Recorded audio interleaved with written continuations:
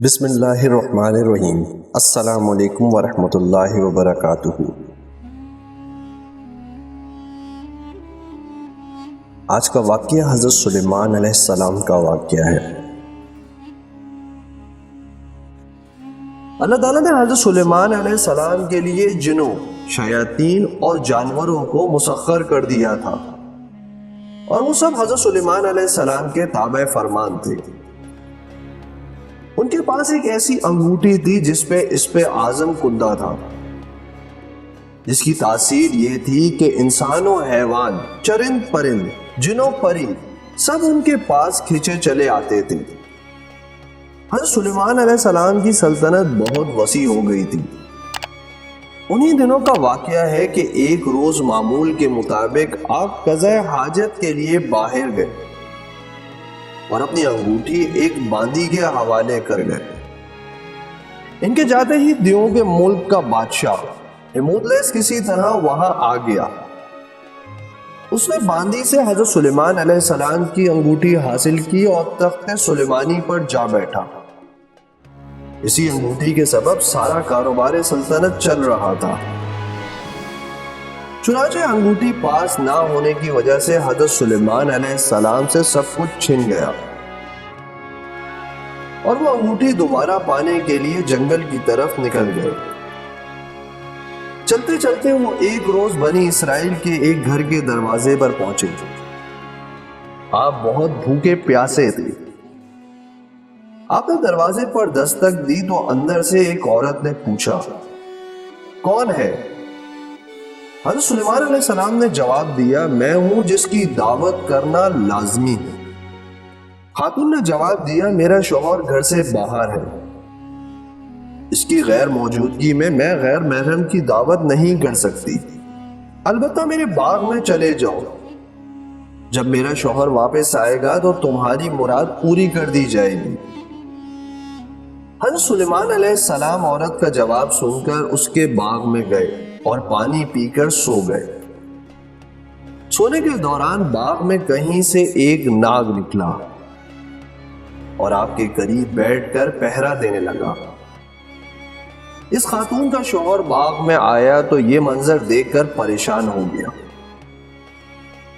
اس نے بیوی سے پوچھا کہ یہ آدمی کون ہے اور یہاں کیوں سو رہا ہے؟ بیوی نے بتایا کہ یہ مسافر ہے اور آپ کے انتظار میں ٹھہرا ہوا ہے۔ حضرت سلیمان علیہ السلام بیدار ہوئے تو ناگ وہاں سے ہٹ گیا۔ عورت کا شوہر آپ سے بے حد متاثر ہوا اور اس نے آپ کو اپنی بیٹی کا رشتہ دینے کی پیشکش کی، جو آپ نے قبول کر لی۔ آپ نے اس شخص کی بیٹی سے شادی کی اور 3 روز وہاں قیام کرنے کے بعد اپنی بیوی کو ساتھ لے کر وہاں سے روانہ ہو گئے۔ ادھر آپ کے تخت پر ہمودلس قابض تھا، جو جنات میں سے تھا۔ وہ حضرت سلیمان علیہ السلام کا ہم شکل بن کر تخت پر بیٹھا تھا، مگر جلد ہی اس کی حرکتوں سے لوگوں کو شک ہو گیا کہ وہ حضرت سلیمان علیہ السلام نہیں ہے۔ چنانچہ انہوں نے اپنا شک دور کرنے کے لیے یہ تدبیر کی کہ ہمودلس کو تورات پڑھ کر سنانے کے لیے کہا۔ ہمودلس تورات نہ پڑھ سکا، جس پر اور لوگوں نے تورات پڑھنا شروع کر دی۔ ہمودلس گھبرا گیا، وہ کلام الہی سن کر وہاں نہ ٹھہر سکا اور فوراً غائب ہو گیا۔ اس نے حضرت سلیمان علیہ السلام کی انگوٹھی دریا میں پھینک دی، جسے ایک مچھلی نگل گئی۔